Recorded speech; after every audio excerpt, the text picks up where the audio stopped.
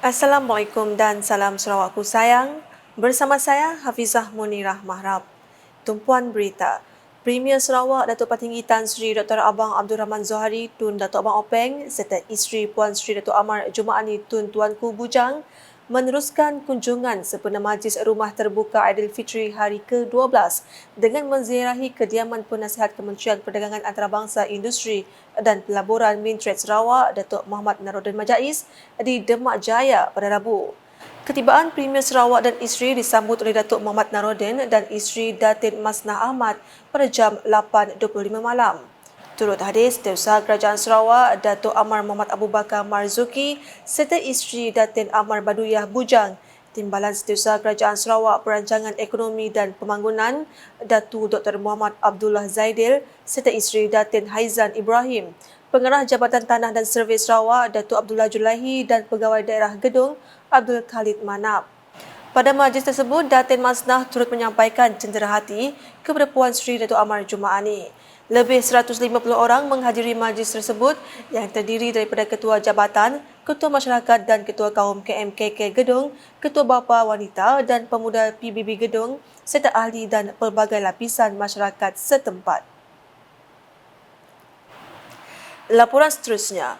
Jabatan Kerja Raya JKR Sarawak dicabar untuk menjadi jabatan terbaik di negeri ini dan Malaysia amnya. Timbalan Premier Sarawak yang juga Menteri Infrastruktur dan Pembangunan Pelabuhan, Datuk Ahmad Douglas Ugah Embas berkata, beliau mahu jabatan itu dilihat sebagai jabatan yang paling cekap dalam melaksanakan amanah di negara ini.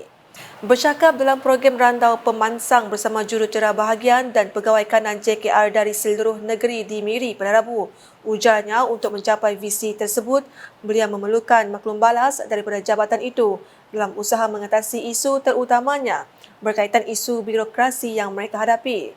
Dalam hal itu, Datuk Ahmad Douglas sekali lagi menekankan keperluan jabatan itu untuk menyiapkan semua projek pembangunan tepat pada masanya. Tegasnya, rakyat mempunyai harapan yang sangat tinggi untuk sesebuah projek dapat disiapkan dengan baik. Mengenai projek Sakin, Datuk Ahmad Douglas bangga dengan komitmen pengarah JKR Sarawak, Richard Tajan yang menekankan konsep Zero Sick Project sebagai indeks prestasi utama KPI bagi semua projek baru untuk semua jurutera bahagian jabatan itu. Selanjutnya, Sarawak menjadi tuan rumah Persidangan Akademik Asia Pasifik untuk Kesihatan Awam ke-54 yang bakal diadakan di Pusat Konvensyen Borneo Kuching dari 30 Oktober hingga 1 November depan. Timbalan Premier Sarawak merangkap Menteri Kesihatan Awam, Perumahan dan Kerajaan Tempatan Sarawak, Datuk Seri Profesor Dr. Sim Kuiyan berkata, persidangan ini bertujuan menyediakan platform yang kukuh untuk pembangunan dasar dan strategi, pelaksanaan program pendidikan, penyelidikan dan latihan, serta demonstrasi intervensi yang berkesan dalam bidang kesihatan masyarakat dan awam. Menurut beliau, dengan tema merentasi norma baru, memperkukuh kesihatan awam melalui pendidikan, penyelidikan dan kolaborasi. Persidangan ini penting sebagai platform untuk Sarawak lebih memahami cabaran yang dihadapi dalam bidang kesihatan serta kaedah mengatasinya. At least 800 expert academic practitioners and industry collaborators in the field of community medicine, public health will attend the meetings which will take place on 30th October to 1st November at BCCK here.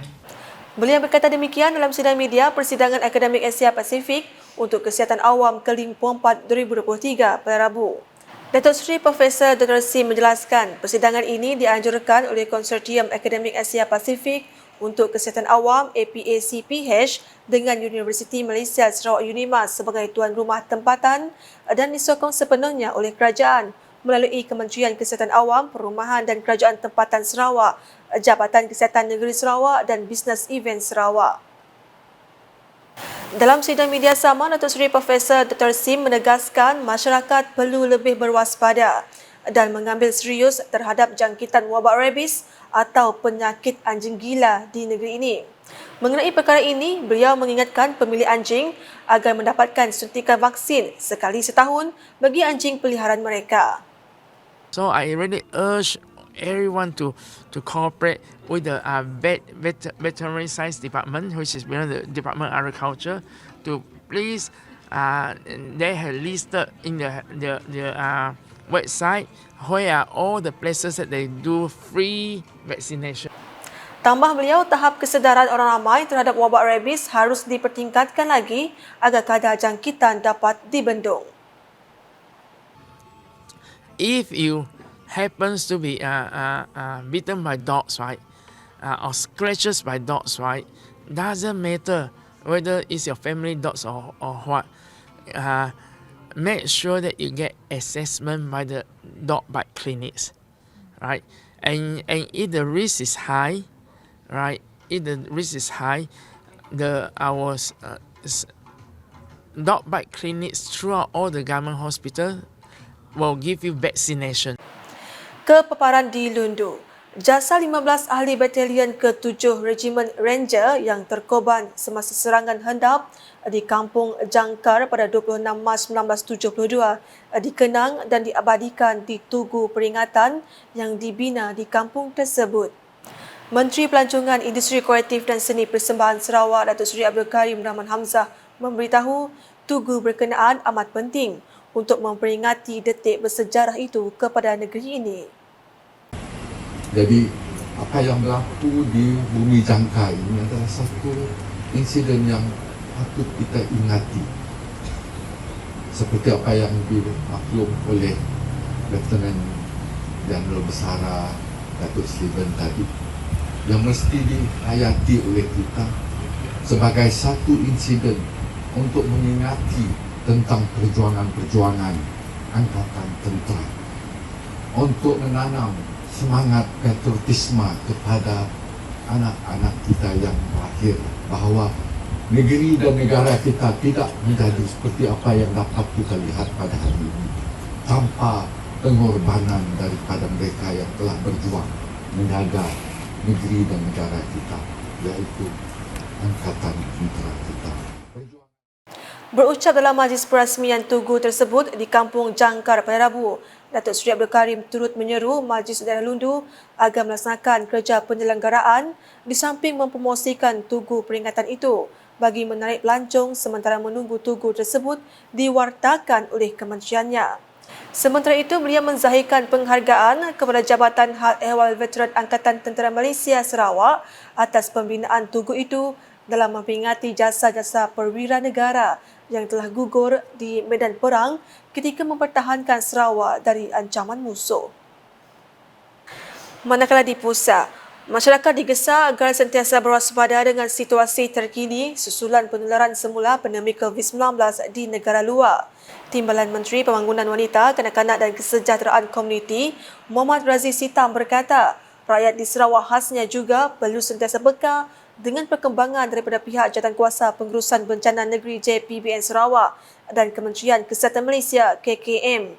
Selain jangkitan COVID-19, Ahli Dewan Undangan Negeri Adun Saribas itu turut menasihati masyarakat untuk berwaspada dengan situasi musim panas berpanjangan.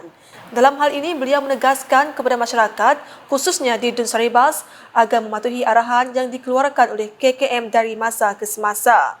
Muhammad Razif Sitam berucap demikian semasa Majlis Ramah Tamah Aidilfitri peringkat Kampung Medang pada Rabu yang turut dihadiri Ahli Parlimen Betong Dr. Richard Rapu.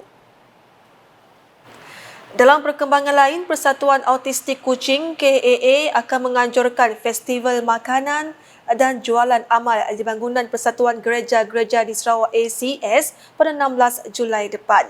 Menurut pengerusi pengumpulan dana KAA, Connie Yeo, program tersebut merupakan acara tahunan yang dianjurkan oleh persatuan tersebut untuk tujuan pengumpulan dana.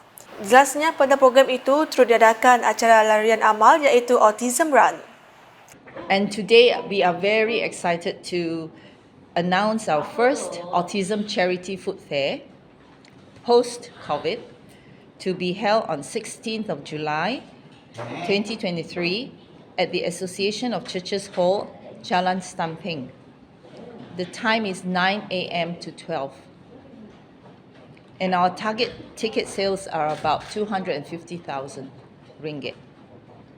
We are reaching out to our community and corporations to join us to make our event a success. Our food fair tickets are on sale now, and those interested to register for our stalls and help sell our food fair tickets are most welcome. Tickets and registration forms are available at our KAA admin office, which is just out there. And any form of donations is most welcome and appreciated. Beliau berkata demikian semasa sidang meja Charity Sale and Food Fair 2023 di Pusat Persatuan Autistik Kuching pada Rabu. Untuk rekod, Pusat Pendidikan Persatuan Autistik Kuching kini mempunyai 154 orang pelajar autism, 27 guru terlatih dan 4 kaki tangan. Sekian edisi Tengah Hari bersama saya Hafizah Munirah. Berita lebih lanjut boleh didapati di semua platform media sosial UKAS termasuk portal ukas.sarawak.gov.my dan UKAS channel di YouTube. Sebelum mengakhiri berita, saksikan Majlis Rumah Terbuka Aidilfitri di kediaman Penasihat Kementerian Perdagangan Antarabangsa, Industri dan Pelaburan Mintret Sarawak, Datuk Muhammad Rarojan Majais. Akhir kata, saya mewakili warga kerja UKAS ingin mengucapkan selamat Hari Wesak kepada semua penganut Buddha di seluruh negara. Semoga perayaan kali ini membawa keamanan, kebahagiaan dan kesejahteraan kepada semua penganut agama Buddha. #menyebar fakta. Salam UKAS.